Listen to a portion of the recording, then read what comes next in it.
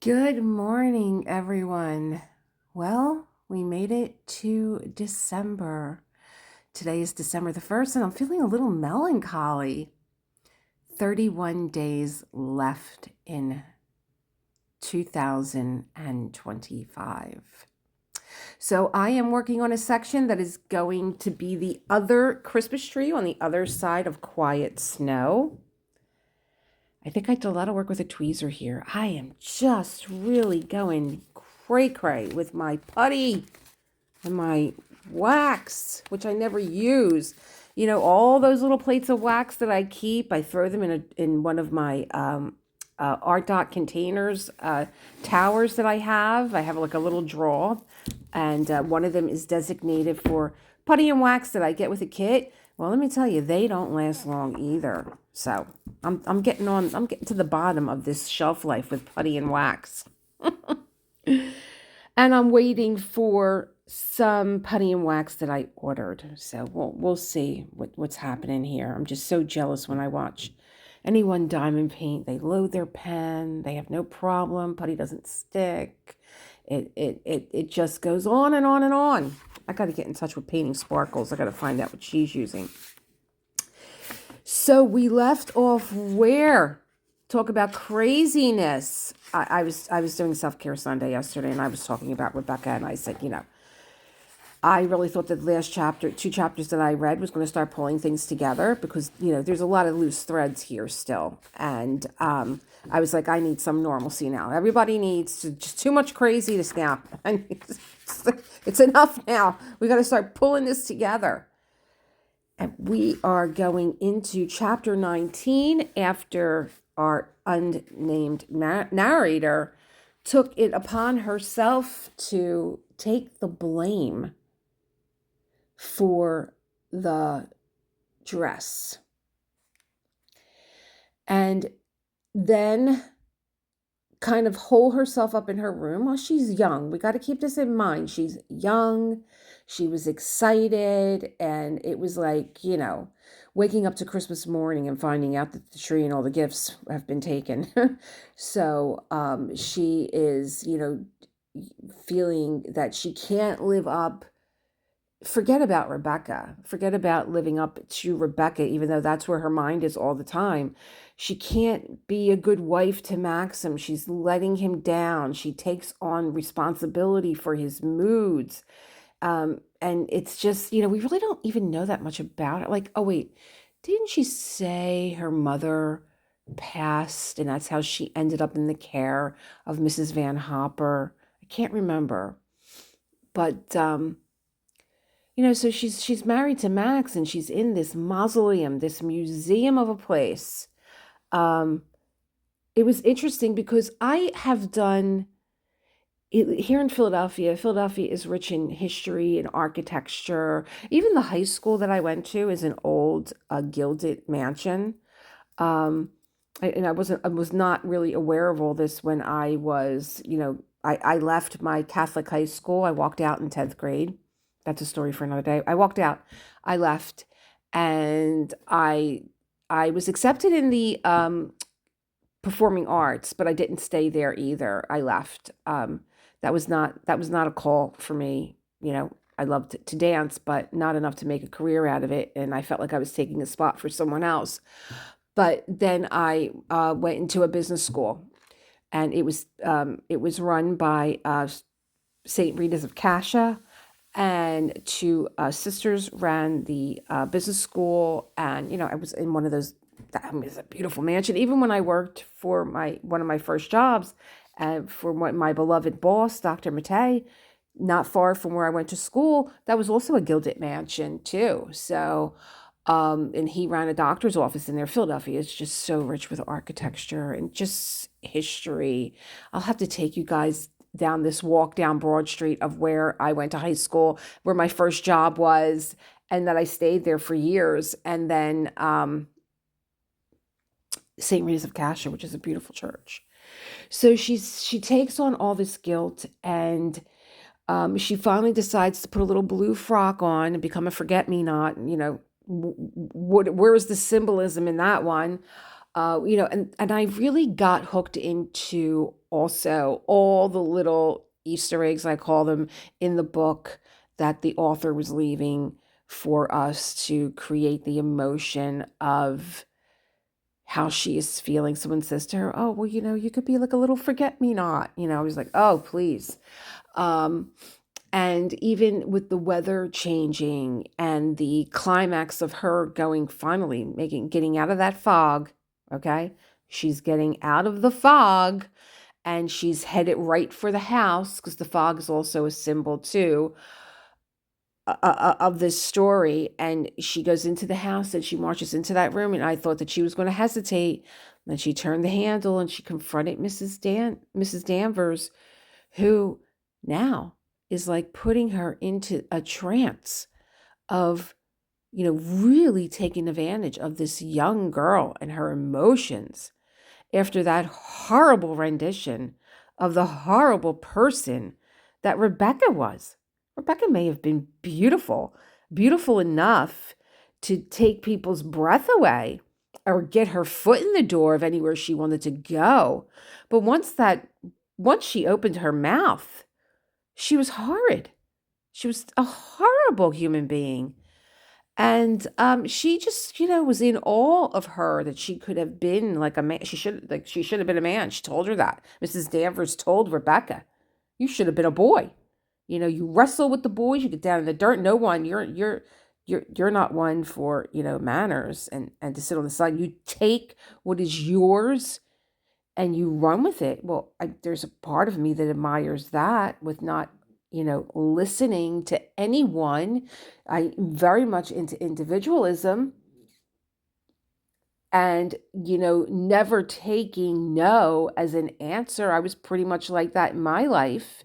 If anybody told me no, I couldn't do that, I just would say thank you very much and walk around them and go over to the next person. If I felt a calling for something, whatever it was. If someone told me I couldn't do something and I felt that, yes, I can. But this one, she was horrible. She was horrible. And I would think after, getting out of that fog of Rebecca and the Rebecca that I built in my mind being beautiful, and she was not faithful to Maxim. She was meeting men in London, having them come down to the cove where she was having her little rendezvous and little trysts down there. She drove this man probably to the brink. I'm wondering now if maybe he didn't kill her. Maybe she didn't die in the sea. Maybe he went down because he didn't want to go down to that cove. He didn't want to go down to that house. This is not a man who loves his wife and is grieving her loss because he would be going down there himself. He would be going down there and spending time in her essence. He's irate when she goes after the dog and the dog goes down to that little cove and into that little cottage. Like, because even that was struck me so odd as the fact that there's a little boathouse down here. It's like practically on the beach the way it's described because the dinghy is attached to it, the boat is attached to it, and yet she furnished it. So she was living down there, or they were saying that they entertained with midnight picnics. Well, were they with Max? Doesn't seem to be. So she probably had Max under her spell and around her finger, the way that she had every man, as Mrs. Danvers tells us. Every man that describes her is she's the most beautiful creature I've ever seen in my life. So that would have shook me up, would have woke me up. I would have been like, really? This is not the Rebecca that I have in my mind. But she's leading her to the window and she's encouraging her to jump. Go ahead, jump. He's not happy, doesn't love you. Your marriage is a failure. Just end it. Just jump out the window. Oh my God. So that's how we left things. Oh no, I'm sorry. What wakes her up out of that trance is an explosion. And Mrs. Danvers says it's the fireworks. Maybe there were fireworks on the ship. Were they lighting fireworks in the middle of the ocean? And maybe that's what the explosion is, where the fireworks being returned. I don't know. I'm unclear about all that, because I'll tell you, it was a lot. Those 2 chapters were a lot.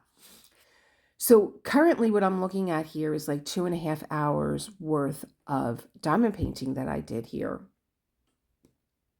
And I skimmed it very quickly to see, like, were there any, like, any points where I was publicly pulling my hair out that I have to edit out. And I said, it's an hour and a half before I started the next maybe hour and a half. No, yeah. It's an hour and a half, and then I took a break, and then I came back for another 45 minutes, and I was like, let me see where we're at here. And then I will maybe divide this video into two. But I also wanted to know what you thought of the questions. If you're a member, then you had a reader's companion, and we dove into the symbolism, and we dove into the questions. Have you ever taken on guilt that wasn't yours?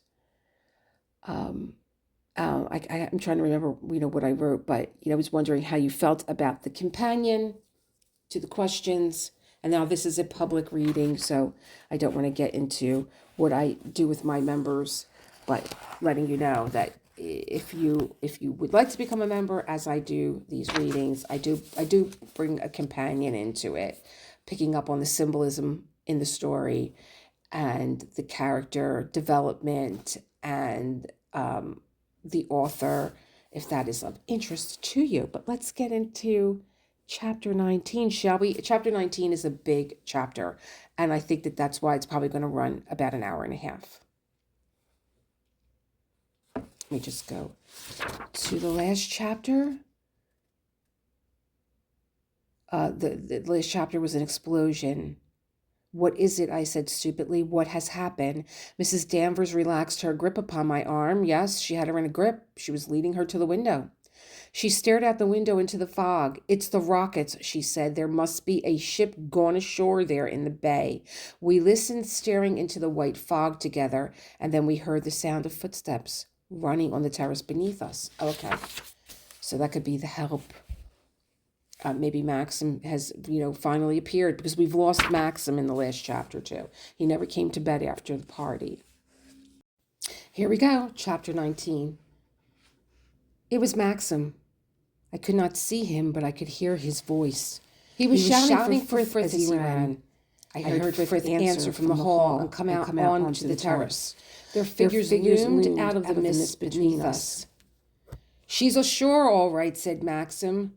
I was watching her from the headland, and I saw her come right into the bay and head for the reef. They'll never shift her, not with these tides. She must have mistaken the bay for Kerrith Harbor. It's like a wall out there in the bay. Tell them in the house to stand by with food and drink in case these fellows want anything, and ring through to the office to Mr. Crawley and tell him what's happened. I'm going back to the cove to see if I can do anything. Get me some cigarettes, will you? Seems like an odd thing, isn't it, after a rocket explosion? Get me a couple of smokes. Mrs. Danvers drew back from the window. Her face was expressionless once more, the cold white mask that I knew. We had better go down, she said. Frith will be looking for me to make arrangements. Mr. De Winter may bring the men back to the house, as he said. Be careful of your hands. I'm going to shut the window. Oh, that's nice of her. I stepped back into the room, still dazed and stupid, not sure of myself or of her. I watched her close the window and fasten the shutters and draw the curtains in their place. It's a good thing there is no sea running, she said. There wouldn't have been much of a chance for them then. But on a day like this, there's no danger. The owners will lose their ship, though, if she's run on the reef, as Mr. De Winter said. She glanced around the room to make certain that nothing was disarranged or out of place. She straightened the cover on the double bed. Then she went to the door and held it open for me. I will tell them in the kitchen to serve a cold lunch in the dining room after all, she said. And then it won't matter what time you come for it. Mr. De Winter may not want to rush back at 1 o'clock if he's busy down there in the cove. I stared at her blankly and then passed out of the open door, stiff and wooden like a dummy. When you see Mr. De Winter, madam, will you tell him it will be quite all right if he wants to bring the men back from the ship? There will be a hot meal ready for them any time. Yes, Mrs. Danvers. She turned her back on me and went along the corridor to the service staircase, a weird, gaunt figure in her black dress, the skirt just sweeping the ground like the full, wide skirts of 30 years ago. Then she turned the corner of the corridor and disappeared. I walked slowly along the passage to the door by the archway, my mind still blunt and slow as though I had just woke from a long sleep. I pushed through the door and went downstairs, with no set purpose before me. Frith was crossing the hall towards the dining room. When he saw me, he stopped and waited until I came down into the hall. Mr. De Winter was in a few moments ago, madam, he said. He took some cigarettes and then went back again to the beach. It appears there is a ship gone ashore. Yes, I said. Did you hear the rockets, madam? Yes, I heard the rockets. I was in the pantry with Robert, and we thought at first that one of the gardeners had let off a firework left over from last night. And I said to Robert, what do they want to do that for in this weather? Why don't they keep them for kiddies on Saturday night? And then the next one came, and then the third. That's not fireworks, says Robert. That's a ship in distress. I believe you're right, I said, and I went out to the hall, and there was Mr. De Winter calling for me from the terrace. Yes, I said. Well, it's hardly to be wondered at this fog, madam. That's what I said to Robert just now. It's difficult to find your way on the road, let alone on the water. Yes, I said. If you want to catch Mr. De Winter, he went straight across the lawn only 2 minutes ago, said Frith. Thank you, Frith. I went out onto the terrace. I could see the trees taking shape beyond the lawns. The fog was lifting.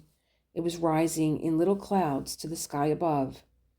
It whirled above my head in wreaths of smoke. I looked up at the windows above my head. They were tightly closed and the shutters were fastened. They looked as though they would never open, never be thrown wide. It was by the large window in the center that I had stood 5 minutes before. How high it seemed above my head, how lofty and remote. The stones were hard and solid under my feet. I looked down at my feet and then up again to the shuttered window. As I did so, I became aware suddenly that my head was swimming and I felt hot. A little trickle of perspiration ran down the back of my neck. Black dots jumped about in the air in front of me. I went into the hall again and sat down on a chair. My hands were quite wet. I sat very still, holding my knees. Frith, I called. Are you in the dining room? Yes, madam. He came out at once and crossed the hall towards me. Don't think me very odd, Frith, but I'd rather think I'd like a small glass of brandy. Certainly, madam. I went on holding my knees and sitting very still. He came back with a liquor glass on a silver salver. Do you feel a trifle unwell, madam? Said Frith. Would you like me to call Clarice? No, I'll be all right, Frith, I said. I felt a bit hot, that's all. It's a very warm morning, madam. Very warm indeed. Oppressive, one might almost say. Yes, Frith, it's very oppressive. I drank the brandy and put the glass back on the silver salver. Perhaps the sound of those rockets alarmed you, said Frith. They went off so very suddenly. Yes, they did. And what with the hot morning and standing about all last night, you are not perhaps feeling quite like yourself, madam, said Frith. No, perhaps not, I said. Will you lie down for half an hour? It's quite cool in the library. No, I think I'll go out in a moment or two. Don't bother, Frith. No, very good, madam. He went away and left me alone in the hall. It was quiet sitting there, quiet and cool. All trace of the party had been cleared away. It might never have happened. The hall was as it had always been, gray and silent and austere, with the portraits and the weapons on the wall. I could scarcely believe the last night I stood there in my blue dress at the bottom of the stairs, shaking hands with 500 people. I could not believe that there had been music stands in the minstrel's gallery and a band playing there, a man with a fiddle, a man with a drum. I got up and went out onto the terrace again. The fog was rising, lifting to the tops of the trees. I could see the woods at the end of the lawns. Above my head, a pale sun tried to penetrate the heavy sky. It was hotter than ever, oppressive, as Frith has said. A bee hummed by me in search of scent, bumbling, noisy, and then creeping inside a flower was suddenly silent. On the grass banks above the lawns, the gardener started his mowing machine. A startled linnet fled from the whirling blades towards the rose garden. The gardener bent to the handles of the machine and walked slowly along the bank, scattering the short-tipped grass and the pinpoint daisy heads. The smell of the sweet, warm grass came towards me on the air, and the sun shone down upon me full and strong from out of the white mist. I whistled for Jasper, but he did not come. Perhaps he had followed Maxim when he went down to the beach. I glanced at my watch.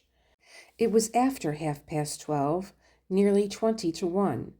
This time yesterday, Maxim and I were standing with Frank in the little garden in front of his house, waiting for his housekeeper to serve lunch.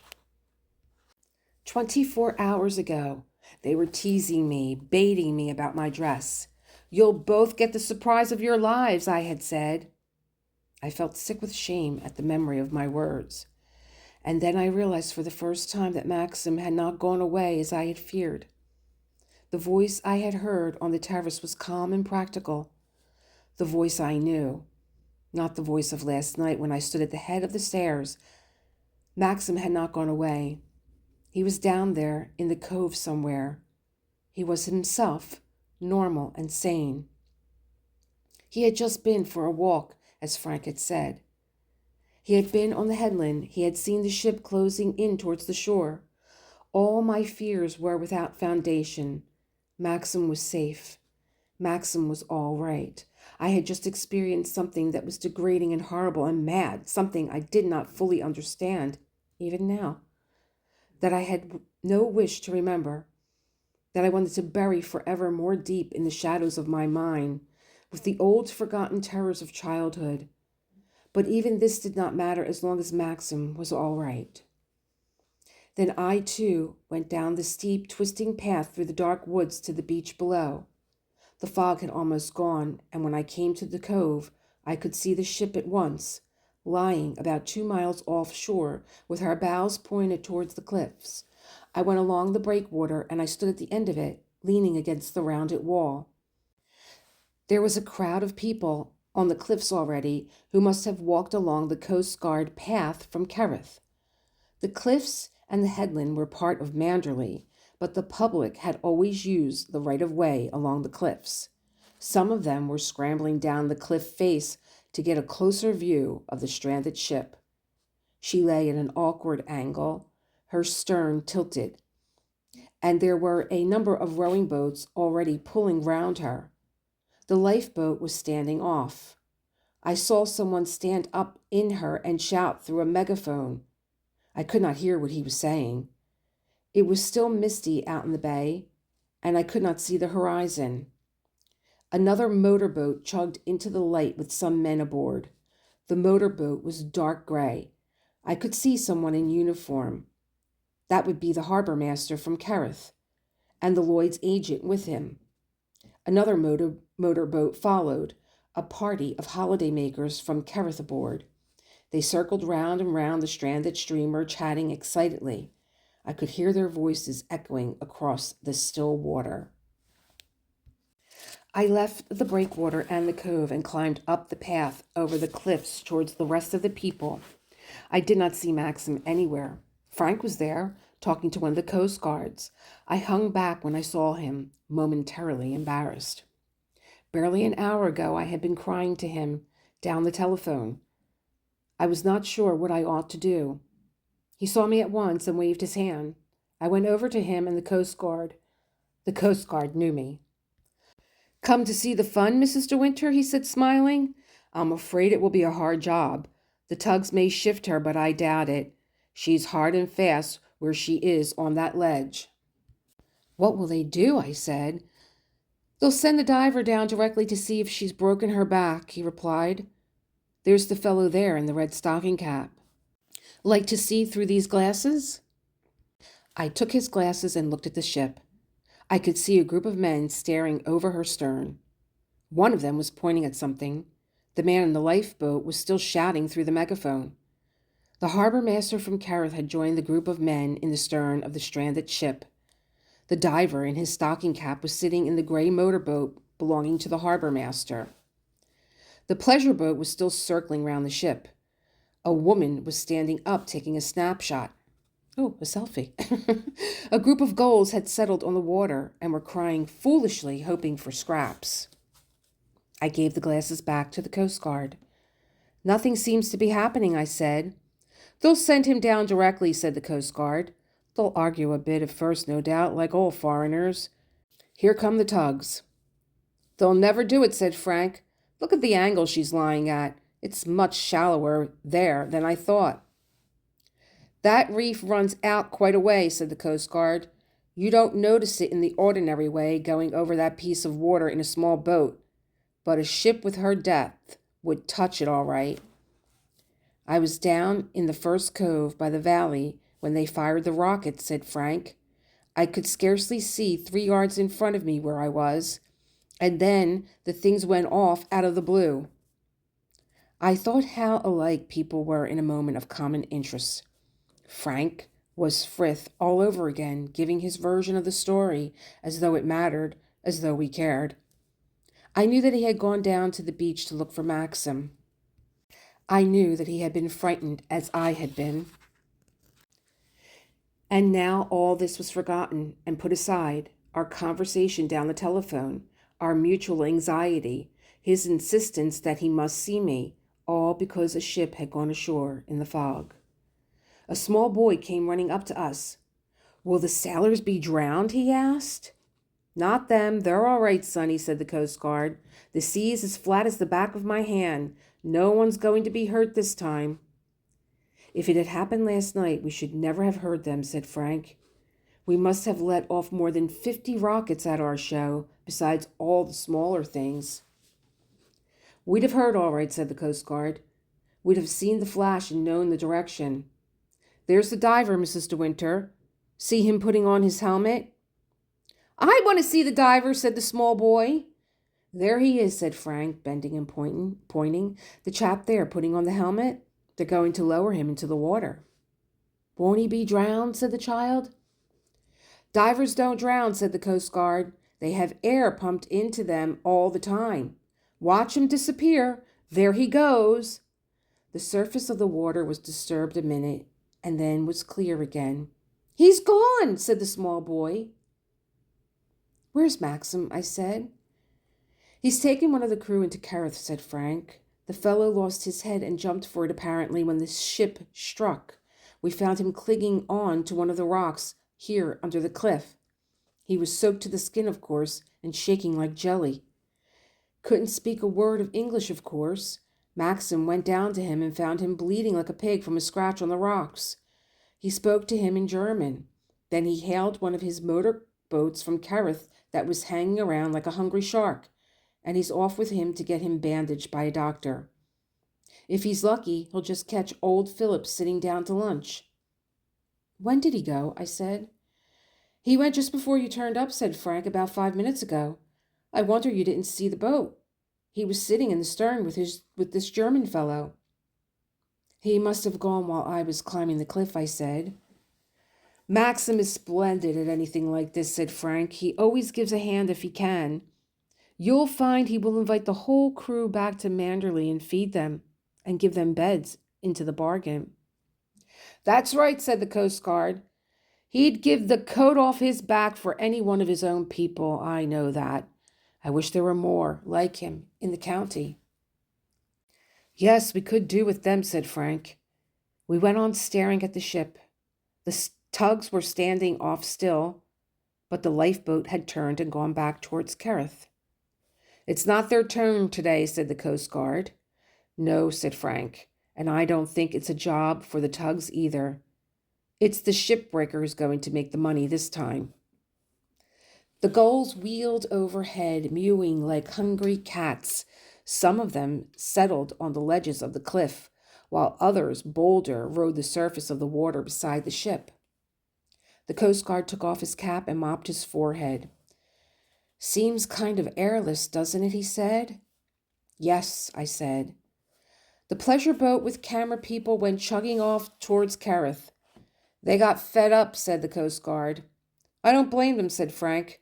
I don't suppose anything will happen for hours. The diver will have to make his report before they try and shift her. That's right, said the Coast Guard. I don't think there's much sense in hanging out here, said Frank. We can't do anything. I want my lunch. I did not say anything. He hesitated. I felt his eyes upon me. What are you going to do? He said. I think I shall stay here a bit, I said. I can have lunch any time. It's cold. It doesn't matter. I want to see what the diver's going to do. Somehow I could not face Frank just at the moment. I wanted to be alone, or with someone I did not know, like the Coast Guard. You won't see anything, said Frank. There won't be anything to see. Why not come back and have some lunch with me? No, I said. No, really. Oh, well, said Frank, you know where to find me if you do want me. I shall be at the office all afternoon. All right, I said. He nodded to the Coast Guard and went off down the cliffs towards the cove. I wondered if I had offended him. I could not help it. All these things would be settled some day, one day. So much seemed to have happened since I spoke to him on the telephone, and I did not want to think about anything anymore. I just wanted to sit there on the cliff and stare at the ship. He's a good sort, Mr. Crawley, said the Coast Guard. Yes, I said. He'd give his right hand for De Winter, too, he said. Yes, I think he would, I said. The small boy was still hopping round on the grass in front of us. When's the diver coming up again? He said. Not yet, Sonny, said the Coast Guard. A woman in a pink striped frock and a hairnet came across the grass towards us. Charlie! Charlie! Where are you? She called. Here's your mother coming to give you what for, said the Coast Guard. I've seen the diver, Mum, shouted the boy. The woman nodded to us and smiled. She did not know me. She was a holiday-maker from Kerrith. The excitement all seems to be over, doesn't it? She said. They are saying down on the cliff there the ship will be there for days. They're waiting for the diver's report, said the Coast Guard. I don't know how they get them to go down under the water like that, said the woman. They ought to pay them well. That they do, said the Coast Guard. I want to be a diver, Mum, said the little boy. You must ask your daddy, dear, said the woman, laughing at us. It's a lovely spot up here, isn't it? She said to me. We brought a picnic lunch, never thinking it would turn foggy, and we'd have a wreck into the bargain. We're just thinking of going back to Kerrith when the rockets went off under our noses, it seemed. I nearly jumped out of my skin. Why, whatever is that? I said to my husband. That's a distress signal, he said. Let's stop and see the fun. There's no dragging him away. He's as bad as my little boy. I don't see anything in it myself. No, there's not much to see now, said the Coast Guard. Those are nice-looking woods over there. I suppose they're private, said the woman. The Coast Guard laughed awkwardly and glanced at me. I began eating a piece of grass and looked away. Yes, that's all private there, he said. My husband says all these big estates will be chopped up in time and bungalows built, said the woman. I wouldn't mind a nice little bungalow up here facing the sea. I don't know that I'd care for this part of the world in the winter, though. No, it's very quiet here winter time, said the Coast Guard. I went on chewing my piece of grass. The little boy kept running round in circles. The Coast Guard looked at his watch. Well, I must be getting on, he said. Good afternoon. He saluted me and turned back along the path towards Kerrith. Come on, Charlie. Come and find Daddy, said the woman. She nodded to me in a friendly fashion and sauntered off to the edge of the cliff, the little boy running at her heels. A thin man in khaki shorts and a striped blazer waved to her. They sat down by a clump of gorse bushes, and the woman began to undo paper packages. I wished I could lose my own identity and join them, eat hard-boiled eggs and potted meat sandwiches, laugh rather loudly, enter their conversation, and then wander back with them during the afternoon to Kerrith and paddle on the beach, run across the stretch of sand, and so to their lodgings and have shrimps for tea, instead of which I must go back alone through the woods to Manderley and wait for Maxim. And I did not know what we should say to one another, how he would look at me, what would be his voice. I went on sitting there on the cliff. I was not hungry. I did not think about lunch. More people came and wandered over the cliffs to look at the ship. It made an excitement for the afternoon. There was nobody I knew. They were all holidaymakers from Kerrith. The sea was glassy calm. The gulls no longer wheeled overhead. They had settled on the water a little distance from the ship. More pleasure boats appeared during the afternoon. It must be a field day for Kerrith boatmen. The diver came up and then went down again. One of the tugs steamed away while the other stood by. The harbor master went back in his gray motorboat, taking some men with him, and the diver who had come up to the surface for the second time. The crew of the ship leant against the side, throwing scraps to the gulls, while visitors in pleasure boats rowed slowly around the ship. Nothing happened at all. It was dead low water now, and the ship was heeled at an angle, the propeller showing clean. Little ridges of white cloud formed in the western sky, and the sun became pallid. It was still very hot. The woman in the pink striped frock with the little boy got up and wandered off along the path towards Kerrith, the man in the shorts following with the picnic basket. I glanced at my watch. It was after 3 o'clock. I got up and went down the hill to the cove. It was quiet and deserted as always. The shingle was dark and gray. The water in the little harbor was glassy like a mirror. My feet made a queer crunching noise as I crossed the shingle. The ridges of white cloud now covered all the sky above my head, and the sun was hidden.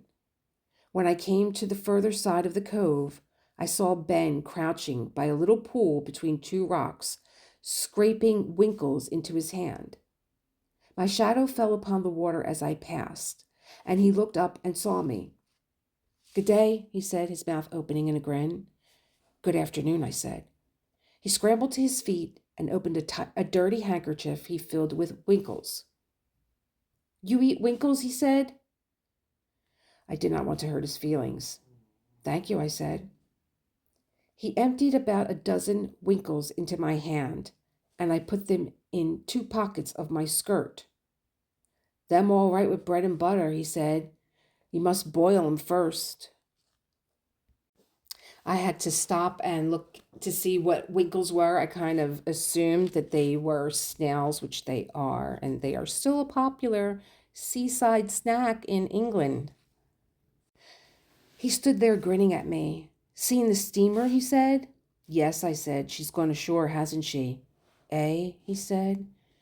"She's run aground," I repeated. "I expect she's got a hole in her bottom." His face went blank and foolish. "Aye," he said. "She's down there all right. She'll not come back again." "Perhaps the tugs will get her off when the tide makes," I said. He did not answer. He was staring out towards the stranded ship. I could see her broadside on from here, the red underwater section showing against the black of the topsides, and the single funnel leaning rakishly towards the cliffs beyond. The crew were still leaning over her side, feeding the gulls and staring into the water. The rowboats were pulling back to Kerrith. "She's a Dutchman, ain't she?" said Ben. "I don't know," I said, "German or Dutch." "She'll break up there when she's 2. "I'm afraid so," I said. He grinned again and wiped his nose with the back of his hand. "She'll break up bit by bit," he said. "She'll not sink like a stone, like the little one." He chuckled to himself, picking his nose. I did not say anything. The fishes have eaten her up by now, haven't they? He said. Who? I said. He jerked his thumb towards the sea. Her, he said. The other one. Fishes don't eat steamers, Ben. Eh? He stared at me, foolish and blank once more. I must go home now, I said. Good afternoon. I left him and walked towards the path through the woods. I did not look at the cottage. I was aware of it on my right hand, gray and quiet. I went straight to the path and up through the trees. I paused to rest halfway, and looking through the trees, I could still see the stranded ship leaning towards the shore. The pleasure boats had all gone. Even the crew had disappeared below. The ridges of cloud covered the whole sky. A little wind sprang from nowhere and blew into my face. A leaf fell onto my hand from the tree above. I shivered for no reason. Then the wind went again. It was hot and sultry as before. The ship looked desolate there upon her side, with no one on her decks, and her thin black funnel pointing to the shore. The sea was so calm that when it broke upon the shingle in the cove, it was like a whisper, hushed and still. I turned once more to the steep path through the woods, my legs reluctant, my head heavy, a strange sense of foreboding in my heart. The house looked very peaceful as I came upon it from the woods and crossed the lawn. It seemed sheltered and protected, more beautiful than I had ever seen it. Standing there looking down upon it from the banks, I realized perhaps for the first time, with a funny feeling of bewilderment and pride, that it was my home. I belonged there, and Manderley belonged to me. The trees and the grass and the flower tubs on the terrace were reflected in the mullioned windows. A thin column of smoke rose in the air from one of the chimneys. The new-cut grass on the lawn smelt sweet as hay. The blackbird was singing on the chestnut tree. A yellow butterfly winged his foolish way before me to the terrace. I went into the hall and through to the dining room. My place was still laid, but Maxim's had been cleared away. The cold meat and salad awaited me on the sideboard. I hesitated, and then rang the dining room bell. Robert came in from behind the screen. Has Mr. De Winter been in? I said. Yes, madam, said Robert. He came in just after 2 and had a quick lunch and then went out again. He asked for you and said he thought you must have gone down to see the ship. Did he say when he would be back again? No, madam. Perhaps he went to the beach by another way, I said. I may have missed him. Yes, madam, said Robert. I looked at the cold meat and salad. I felt empty, but not hungry. I did not want cold meat now. Will you be taking lunch? Said Robert. No, I said. No, you might bring some tea, Robert, in the library. Nothing like cakes or scones, just tea and bread and butter. Yes, madam. I went and sat on the window seat in the library. It seemed funny without Jasper. He must have gone with Maxim. The old dog lay asleep in her basket. I picked up the Times and turned the pages without reading it. It was queer, this feeling of marking time, like sitting in a waiting room at a dentist's. I knew I should never settle to my knitting or a book. I was waiting for something to happen, something unforeseen. The horror of my morning and the stranded ship and not having any lunch had all combined to give birth to a latent sense of excitement at the back of my mind that I did not understand. It was as though I had entered into a new phase of my life and nothing would be quite the same again. The girl who had dressed for the fancy dress ball the night before had been left behind. It all happened a very long time ago. This self who sat on the window seat was new, was different. Robert brought in my tea, and I ate my bread and butter hungrily. He had brought scones as well, and some sandwiches, and an angel cake. He must have thought it derogatory to bring bread and butter alone, nor was it Manderley routine. I was glad of the scones and the angel cake. I remembered I had only had cold tea at 11:30 and no breakfast. Just after I drunk my 3rd cup, Robert came in again. Mr. De Winter is not back yet, is he, madam? He said.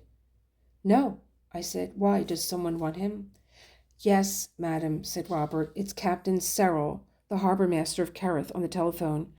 He wants to know if he can come up and see Mr. De Winter personally. I don't know what to say, I said. He might not be back for ages. No, madam. You better tell him to ring again at 5 o'clock, I said. Robert went out of the room and came back again in a few minutes. Captain Serrell would like to see you, if that would be convenient, madam, said Robert. He says the matter is rather urgent. He tried to get Mr. Crawley, but there's no reply. Yes, of course I must see him if it's urgent, I said. Tell him to come along at once if he likes. Has he got a car? Yes, I believe so, madam. Robert went out of the room. I wondered what I would say to the Captain Serrell. His business must be something to do with the stranded ship. I could not understand what concern it was of Maxim's. It would have been different if the ship had gone ashore in the cove. That was Manderley property. They might have to ask Maxim's permission to blast away rocks or whatever was done to move a ship. But the open bay and the ledge of rock under the water did not belong to Maxim. Captain Serrell would waste his time talking to me about it at all. He must have got into his car right away after talking to Robert, because in less than a quarter of an hour he was shown into the room. He was still in his uniform, as I had seen him through the glasses in the early afternoon. I got up from the window seat and shook hands with him. I'm sorry my husband isn't back yet, Captain Serrell, I said.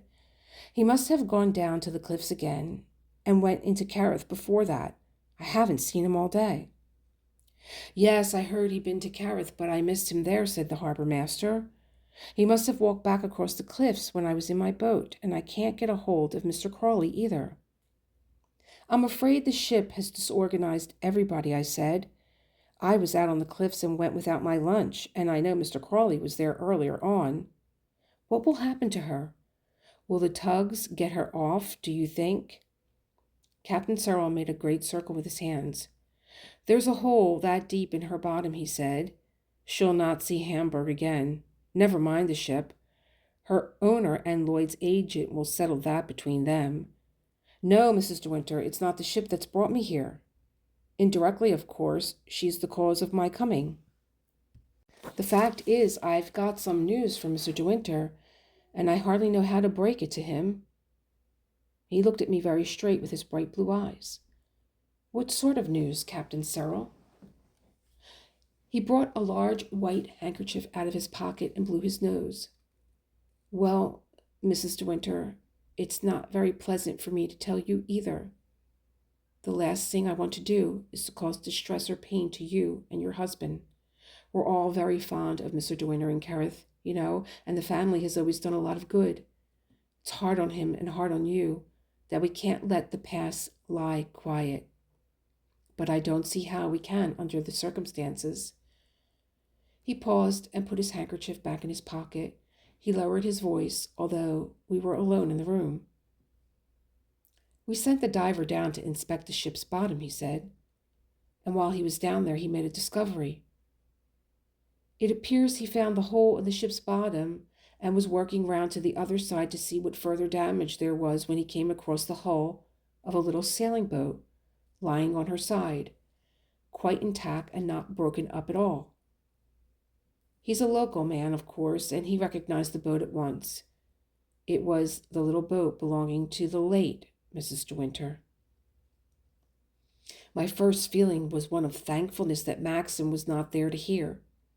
This fresh blow coming swiftly upon my masquerade of the night before was ironic and rather horrible. I'm so sorry, I said slowly. It's not the sort of thing one expected would happen. Is it necessary to tell Mr. De Winter? Couldn't the boat be left there as it is? It's not doing any harm, is it? It would be left, Mrs. De Winter, in the ordinary way. I'm the last man in the world to want to disturb it. And I'd give anything, as I said before, to spare Mr. De Winter's feelings. But that wasn't all, Mrs. De Winter. My man poked around the little boat, and he made another, more important discovery. The cabin door was tightly closed, and it was not stove in, and the port lights were closed too. He broke one of the ports with a stone from the seabed, and he looked into the cabin. It was full of water, The sea must have come through some hole in the bottom. There seemed no damage elsewhere. And then he got the fright of his life, Mrs. De Winter. Captain Cyril paused. He looked over his shoulder as though one of the servants might hear him. There was a body in there, lying on the cabin floor. It was dissolved, of course. There was no flesh on it. But it was a body, all right. He saw the head and the limbs. He came up to the surface and reported it direct to me. And now you understand, Mrs. De Winter, why I've got to see your husband. I stared at him, bewildered at first, then shocked, then rather sick. She was supposed to be sailing alone, I whispered. There must have been someone with her then, all the time, and no one ever knew. It looks like it, said the harbor master. Who could it have been? I said. Surely relatives would know if anyone had been missing. There was so much about it at the time. It was in all the papers. Why should one of them be in the cabin and Mrs. De Winter herself be picked up many miles away months afterwards? Captain Cyril shook his head. I can't tell any more than you, he said. All we know is that the body is there, and it has got to be reported. There will be publicity, I'm afraid, Mrs. De Winter. I don't know how we're going to avoid it. It's very hard on you and Mr. De Winter. Here you are, settled down quickly, wanting to be happy, and this has happened. I knew now the reason for my sense of foreboding. It was not the stranded ship that was sinister, nor the crying gulls, nor the thin black funnel pointing to the shore. It was the stillness of the black water and the unknown things that lay beneath. It was the diver going down into those cool, quiet depths and stumbling upon Rebecca's boat and Rebecca's dead companion. He had touched the boat and looked into the cabin, and all the while I sat on the cliffs and had not known. If only we did not have to tell him, I said. If only we can keep the whole thing from him.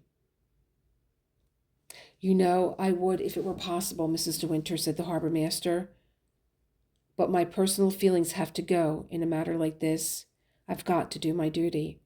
I've got to report that body. He broke off short as the door opened and Maxim came into the room. Hello, he said. What's happening? I didn't know you were here, Captain Cyril. Is anything the matter? I could not stand it any longer. I went out of the room like a coward I was and shut the door behind me. I had not even glanced at Maxim's face. I had the vague impression that he looked tired, untidy, hatless. I went and stood in the hall by the front door. Jasper was drinking noisily from his bowl. He wagged his tail when he saw me and went on drinking. Then he lopped towards me and stood up, pawing at my dress. I kissed the top of his head and went and sat on the terrace. The moment of crisis had come, and I must face it. My old fears, my diffidence, my shyness, my hopeless sense of inferiority must be conquered now and thrust aside. If I failed now, I should fail forever. There would never be another chance. I prayed for courage in a blinded, despairing way and dug my nails into my hands. I sat there for 5 minutes staring at the green lawns and the flower tubs on the terrace. I heard the sound of a car starting up in the drive. It must be Captain Cyril. He had broken his news to Maxim and had gone. I got up from the terrace and went slowly through the hall to the library. I kept turning over in my pockets the winkles that Ben had given me. I clutched them tight in my hands. Maxim was standing by the window, his back turned to me. I waited by the door. Still he did not turn round. I took my hands out of my pockets and went and stood beside him. I reached out for his hand and laid it against my cheek. He did not say anything. He went on standing there. I'm sorry. So terribly, terribly sorry. He did not answer, his hand icy cold. I kissed the back of it, and then the fingers one by one. I don't want you to bear this alone. I want to share it with you. I've grown up, Maxim. In 24 hours, I'll never be a child again. He put his arm round me and pulled me to him very close. My reserve was broken and my shyness too. I stood there with my face against his shoulder. You've forgiven me, haven't you? I said. Forgiven you? What have I got to forgive you for? Last night, you thought I did it on purpose. Ah, that, he said. I'd forgotten. I was angry with you, wasn't I? Yes, I said. He did not say any more. He went on holding me close to his shoulder. Maxim, can't we start all over again? Can't we begin from today and face things together? I don't want you to love me. I won't ask impossible things. I'll be your friend and your companion, a sort of boy. I don't ever want more than that. He took my face between his hands and looked at me. For the first time I saw how thin his face was, how lined and drawn, and there were great shadows beneath his eyes. How much do you love me? He said. I could not answer. I could only stare back at him, at his dark, tortured eyes and his pale, drawn face. It's too late, my darling. Too late, he said. We've lost our little chance at happiness. No, Maxim, no. Yes, it's all over now. The thing has happened. What thing? I said. The thing I've always foreseen. The thing I've dreamt about day after day, night after night. We're not meant for happiness, you and I. He sat down on the window seat, and I knelt in front of him, my hands on his shoulders. What are you trying to tell me? I said. He put his hands over mine and looked into my face. Rebecca has won, he said. I stared at him, my heart beating strangely, my hands suddenly cold beneath his hands. Her shadow between us all the time, he said. Her damned shadow keeping us from one another. How could I hold you like this, my darling, my little dove, with the fear always in my heart that this would happen? I remembered her eyes as she looked at me before she died. I remembered that slow, treacherous smile. She knew this would happen even then. She knew she would win in the end. Maxim, what are you saying? What are you trying to tell me? Her boat, he said. They found it. The diver found it this morning. Yes, I know. Captain Cyril came to tell me. You are thinking about the body, aren't you? The body the diver found in the cabin? Yes, he said. It means she was not alone, I said. It means there was someone sailing with Rebecca at the time. And you have to find out who it was. That's it, isn't it, Maxim? No. No, you don't understand. I want to share this with you, darling. I want to help you. There was no one with Rebecca. She was alone. I knelt there watching his face, watching his eyes. It's Rebecca's body lying there on the cabin floor. No, no, I said. The woman buried in the crypt is not Rebecca. It's the body of some unknown woman, unclaimed, belonging nowhere. There never was an accident. Rebecca was not drowned at all.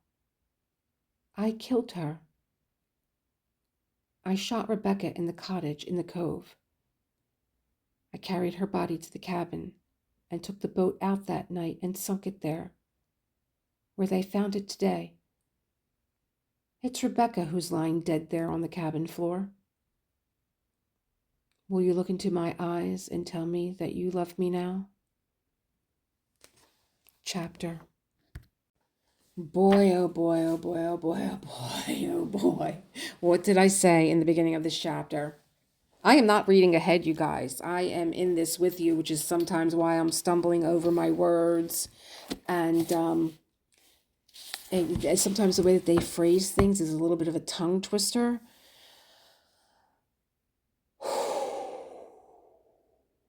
So, Maxim, had probably the contempt that we all felt with the description that Mrs. De Winter, this adulation that she had for Rebecca.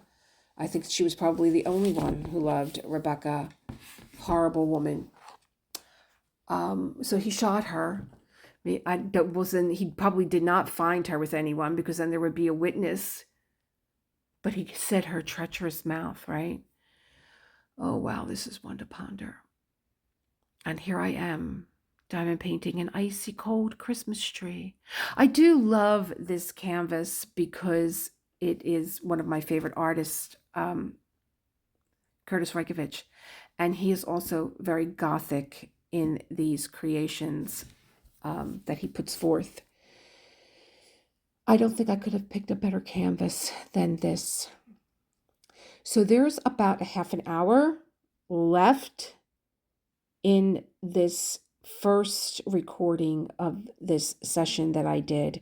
And I think I would like to leave you all with a little bit of music. I have some unboxings to do. And I am meeting once again with Lizette for a follow-up to our initial stash conversation for what she is doing with her channel in 2026.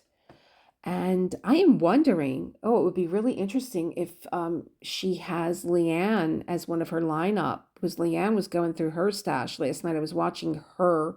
She has 150 diamond painting kits. If you didn't catch that, catch Leanne at Diamonds and Doxies. She has a wonderful stash of diamond paintings and a lot that she's putting on the side. So you might want to check Leanne out. And I'm going to leave you with the next half hour of music. I hope you're diamond painting, or maybe you're listening and drifting off to sleep. And I will see you. I already have the next hour and a half. Next 45 minutes for chapter 20, which is about 16 pages. Have a good Monday and happy December. Bye.